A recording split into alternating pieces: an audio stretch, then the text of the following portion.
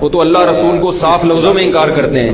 ہم کہتے ہیں بھائی ٹھیک ہے تم لکم دینکم ولی دین، تم جاؤ تمہیں جو سمجھ میں آتا ہے کرو.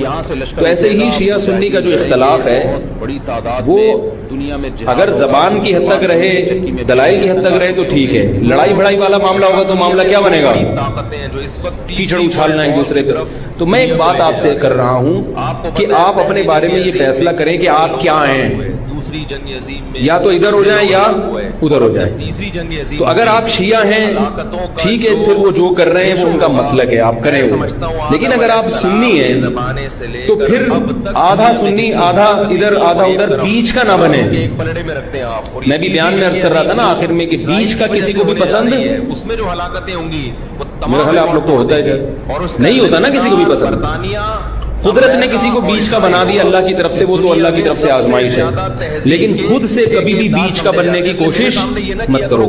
تو یا تو ادھر ہو جاؤ یا ادھر ہو جاؤ. اب ہمارے ہاں لوگ کیا کر رہے ہیں جو سنی ہیں سنی، محرم میں حلیم پکا رہے ہیں، حلیم کھا رہے ہیں، محرم میں سبیلیں لگا کے بیٹھے ہوئے ہیں، سبیلوں سے پانی پی رہے ہیں، محرم میں مرثیے سن رہے ہیں، رکشے والے بھی مرثیے لگا کے، ٹیکسی والے بھی مرثیے لگا کے. بھائی یہ اسلام نہیں ہے. سمجھ رہے ہو؟ جو اس کو اسلام سمجھتا ہے وہ کرے، لیکن ہم سنی مذہب جو ہے وہ اس کی نظر میں یہ اسلام نہیں. نبی صلی اللہ علیہ وسلم نے لعنت فرمائی ہے میت پہ نوحہ کرنے والوں پر. سمجھ رہے ہو؟ آپ نے فرمایا جو گریبان پھاڑے وہ ہم میں سے نہیں ہے. میت پہ چیخنا چلانا اس کو نبی صلی اللہ علیہ وسلم نے لعنت والا عمل قرار دیا. شہادت پہ چیخنا چلانا کسی کی، حضرت جعفر طیار رضی اللہ تعالیٰ عنہ اہل بیت میں سے تھے.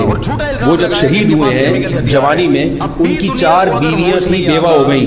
معذرت کے ساتھ یہ میں ٹاپک نہیں لا رہا، جو خود سے آ رہا ہے اسے آنے دو. اب شہید ہی 4 بیویاں بیوہ ہوئی تھی تو میں ان کو آپ کی خوش کرنے کے لیے ایک تو نہیں کر سکتا نا. ان کی 4 بیویاں کیا ہو گئی؟ بیوہ ہو گئی. تو جب ان کے گھر میں اطلاع ملی ہے کہ آپ کے جوان شوہر شہید ہو گئے تو ان کے رونے کی آوازیں آئی ہیں، چیخنے چلانے کی آوازیں آئی. آپ صلی اللہ علیہ وسلم کو اتنا غضب آیا، آپ نے فرمایا کہ جاؤ خاک پھینک کر آ جائیں ان کے لیے. لیکن اسے پتا ہے کہ اب ان سے کہو کہ اپنی آوازوں کو پس کریں. حضرت جعفر طیار ہی اہل بیت میں سے تھے، نبی کے سگے چچا کے بیٹے تھے.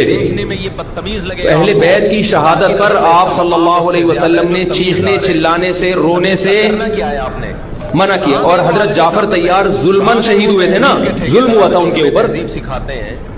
تو اسی طرح ہم یہ کہتے ہیں کہ جیسے حضرت جعفر طیار اہل بیت میں نبی کے سگے چچا زاد بھائی، حضرت حسین نبی کے نواسے، تو جیسے حضرت جعفر طیار کی شہادت پہ چیخنے چلانے والے کو نبی صلی اللہ علیہ وسلم نے پسند نہیں کیا. حالانکہ ان کی بیویوں کا رشتہ، بیوی کا جتنا قریبی رشتہ اپنے شوہر سے ہوتا ہے اتنا قریبی رشتہ ہمارا حضرت جعفر طیار یا حضرت حسین سے نہیں ہے. رشتہ یقیناً ہے مگر اتنا قریبی نہیں جتنا بیوی کا ہوتا ہے، اولاد کا ہوتا ہے. تو جب بیویوں کو رونے کی اجازت نہیں ہے جو سب سے زیادہ متاثر ہوئی ہیں، تو ہم اور آپ کو حضرت حسین کی یاد میں چیخنے چلانے کی اجازت کہاں سے ہوگی؟ ہم زیادہ فنڈر بننے کی کوشش کیوں کر رہے ہیں بھائی؟ زیادہ آگے نکلنے کی کوشش کیوں کر رہے ہیں؟ یقیناً اہل بیت سے ایمان، اہل بیت سے محبت ہمارے ایمان کا جزو ہے، مگر اس محبت کا اظہار اس طرح سے کرنا ہے جس طرح سے اہل بیت سے محبت کا نبی نے حکم دیا ہے. آپ نے اجازت دی اپنے پڑوس میں آگے کسی نہیں آ رہی میرے خیال میں، کل اس نے آپ کے مکان پولیس کی تو ضرورت نہیں ہے.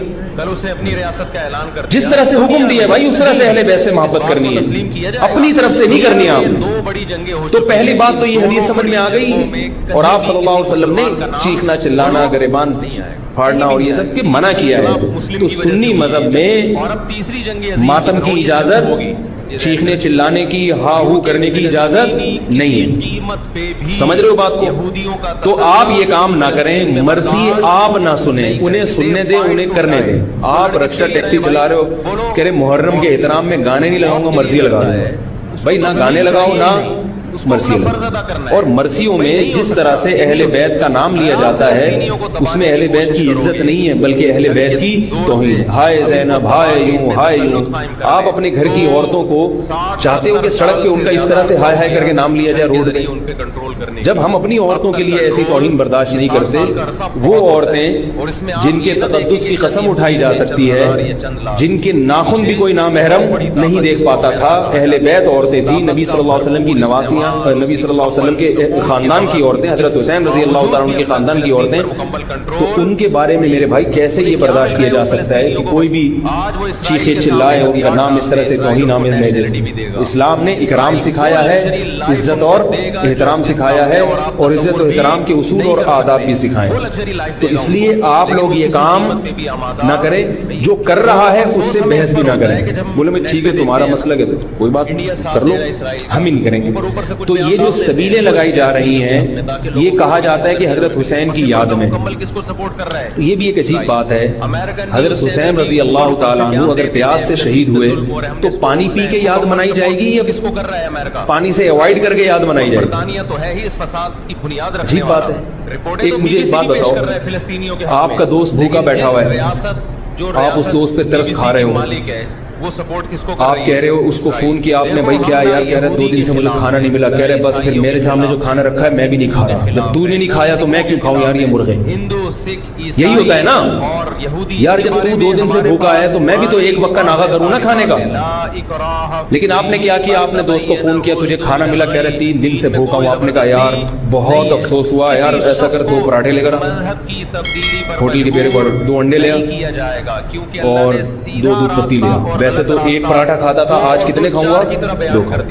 دوست فون پہ کہہ رہا یار یہ آرڈر کا، کہہ رہا یار تو بھوکا ہے، تیری یاد میں میں کیا کروں گا، کھاؤں گا بھی اور پبلک کو بولوں گا آ جا تو بھی آ جا یار، تو بھی آ جا. یہ کامن سینس، میری جو سینس ہے بھائی، میں سنی ہوں تو مجھے یہ والا چیز صحیح لگ رہی ہے. اگر پھر بھی آپ کو امام حسین کی یاد میں آپ کہتے ہیں شربت پیئیں گے بھی، پلائیں گے بھی، ٹھیک ہے، آپ کو سمجھ میں آ رہا ہے، میں بندوق لے کے کسی کے پاس نہیں آؤں گا. لیکن مجھے جو یہاں ممبر پہ بٹھایا گیا ہے وہ بات کرنے کے لیے جو میری سمجھ میں آ رہی ہے. کیا خیال ہے؟ تو اس لیے یہ سبیلیں چھوڑ دیں. پیاسے کو پانی پلانا یہ پورے سال سنت ہے، اور پیاسے کو پانی پلاؤ ایسی جگہ پہ جہاں پانی نہ ہونا. شہر میں سب جگہ پانی. صلی اللہ علیہ وسلم جب کوئی یہودی بیمار ہوتا اس کی بھی عیادت کے لیے اسی طرح جایا کرتے تھے. سب سے پہلی جیسے بات کسی یہ کہ وہ مسلمان مہدی ہونے کا کی دعویٰ نہیں کریں عیادت کے گے، لیے وہ جاتے لوگ تھے. کہیں گے کہ آپ ہمارے مہدی نبی کی ہیں، زوجہ ان ایک میں علامتیں یہودی دیکھ کے خاندان علماء سے ان سے تھی. خود کہیں گے، سارے پیچھے پڑ جائیں گے کہ آپ مہدی ہو. سمجھتے ہو کہ نہیں سمجھتے ہو؟ جو خود سے مہدی ہونے کا دعویٰ کرے وہ تو مہدی ہو ہی نہیں سکتا. اور جب امام مہدی ہوں گے تو عیسیٰ ابن مریم نازل ہوں گے. جس کے دور میں عیسیٰ نازل نہیں ہو رہے اس کا مطلب وہ مہدی ہے ہی نہیں. تو حدیث میں آتا ہے حضرت مہدی مسلح پہ کھڑے ہوں گے تو حضرت عیسیٰ علیہ السلام آئیں گے تو وہ حضرت مہدی ان کو مسلح پہ آگے کریں گے کہ آپ نماز پڑھائیں. لیکن حضرت عیسیٰ علیہ السلام اس کے حوالے کریں گے مسلح کہ یہ نماز آپ ہی پڑھائیں گے. کیوں؟ مجھے اللہ نے نماز پڑھانے کے لیے نہیں، مجھے کس کے لیے بھیجا ہے؟ جہاد کرنے کے لیے بھیجا ہے. میں تلوار لے کے لڑائی کروں گا، یاجوج ماجوج کو قتل کریں گے. اب یاجوج ماجوج کہاں ہیں اس کے بارے میں کوئی صحیح بات ہمارے علم میں نہیں. ایسے بھی اگر ہمیں پتہ چل جائے کہاں ہیں وہ دریافت ہو جائیں گے نا. اور قرآن کہتے ہیں قرب قیامت سے پہلے وہ دریافت وہ لوگ نہیں ہو سکتے. اللہ نے چھپا دیے، چھپا دیا، چھپایا ہے اس لیے کہ پہلے نہ پتہ چلے کدھر. کچھ لوگ کہتے ہیں یہ چائنیز ہیں، کوئی بھروسہ نہیں ہے. ویسے کیا کہتے ہیں کہ لگتا ہے کہ شاید ہو، کیونکہ وہ جو ذوالقرنین نے دیوار بنائی تھی نا، سیسا پلائی ہوئی اور پہاڑوں کے پیچھے دھکیل دیا تھا، بڑی تعداد ہو گئی ان کی. حدیث سے پتہ چلتا ہے. لیکن بہرحال کوئی یقینی بات نہیں. یاجوج ماجوج ایک بڑی طاقتور قوم ہوگی جس کو حضرت ذوالقرنین نے سورہ کہف میں اس کا بھی تذکرہ ہے، پہاڑوں کو بند کر کے ان کو دھکیل دیا، چھپا دیا. قرب قیامت نکلیں گے اور پھر دنیا میں تباہی مچائیں گے. اور پھر ان کو کون قتل کرے گا؟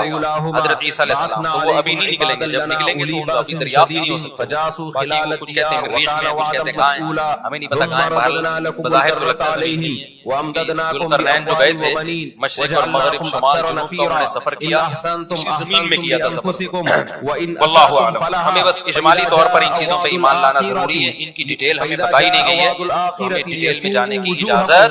باقی قیاس آرائیاں ہوتی ہیں، صحیح بھی ہو سکتی ہیں، غلط بھی ہو سکتی ہیں. اچھا تو میں یہ عرض کر رہا تھا کہ 309 سال وَنُقَلِّبُهُمْ ذَاتَ الْيَمِينِ وَذَاتَ الشِّمَالِ. اللہ کہتے ہیں عطا کیا. لیکن جب تم نے بدعمالی وَكَذَلِكَ بَعَثْنَاهُمْ 309 سال کے بعد دفعہ تمہاری بیت المقدس میں دھنائی ہوئی ہے، 2 دفعہ تمہاری پٹائی ہوئی ہے بیت المقدس میں. اب جب اور وہ تمہاری بدعمالیوں کی وجہ سے ہوئی ہے. تو یہودیوں کے ہاتھ سے جو بیت المقدس نکلا ہے تو کیا کہتے ہماری ہیں وجہ سے نہیں نکلا, وہ کس کی وجہ سے نکلا ہے؟ ان کی اپنی ناشکریاں اور اپنی بدعمالیوں کی وجہ سے نکلا ہے. اللہ نے پھر عیسائیوں کو غلبہ عطا کیا بیت المقدس سے. دنیا میں 3 مسجدیں ایسی ہیں جو اللہ کی نظر میں ہیں, تو اس کا مطلب پورا دن تو نہیں سوئے ہم, پورا چکر تو ہو جانا چاہیے تھا نا. مثال کے طور پر وہ سوئے تھے مغرب کے وقت اور آنکھ کھل رہی ہے اشراق کے وقت. اب کنفیوز ہو رہے ہیں کہ یار اگر ہم تھوڑا سوئے ہیں تو یہ تو ہمیں لگ رہا ہے بہت زیادہ سوئے ہیں, 24 گھنٹے سے زیادہ تو سو نہیں سکتا کوئی. تو کہنے لگے یا تو پورا ایک دن سوئے ہیں یا شاید اس سے کم سوئے ہیں. کم سونے پر یہ اعتراض ہو رہا ہے کہ روشنی میں بھی بڑی شاندار طریقے سے پوری ہوئی, 4-6 گھنٹے میں ایسی ہوتی نہیں ہے. اور اگر زیادہ سوئے ہیں تو سورج جب ہم سوئے تھے وہ یہاں تھا, اب یہاں ہے, تو 24 گھنٹے بھی پورے نہیں ہوئے. ان کا کیا خیال ہے کہ 300 دفعہ پلٹ گئے سورج آ چکا ہے. جب کافی دیر ان کی بحث ہوئی تو کہنے لگے ربکم اعلم بکم, اللہ ہی جانتا ہے بھائی کتنا سوئے ہیں, اس طرح سے کوئی فائدہ نہیں ہے. ابھی تو روٹی کی فبعثوا احدکم بورقکم, یہ سکہ رائج الوقت لے کے جاؤ. دنیا کس کو برا بھلا کہے گی؟ بولو نا, دیکھو یہاں بھی برطانیہ کو اللہ پہ توکل کر سکتے تھے کہ ہم جا رہے ہیں, پیسے لے جانے کی ضرورت, یہودی کہتے ہیں نا ہم نے بیت المقدس پہ حکومت کی ہے لہذا ہمارا حق ہے. بھائی کھلائے حکومت گا تو کون برٹش ہمیں؟ نے کی ہے پورے بر صغیر پر, لیکن آج کیا برطانیہ کو اجازت دی جائے گی کہ چونکہ آپ پہلے ہندوستان پہ حکومت اجنبی جگہ پہ جا رہے ہو تمہارے پاس سکے ہونا, پیسے تو لے کے جاؤ. عربوں میں نا جب زمانے جاہلیت میں حج ہوتا تھا دور دور سے جو عرب قبیلے بیت اللہ آتے تھے پیسے نہیں لے کے آتے تھے ساتھ, تسلیم کر لیا ہے کہ ہم اللہ کے گھر کی زیارت کے لیے جا رہے ہیں, تو کھلائے گا کون ہمیں؟ اللہ.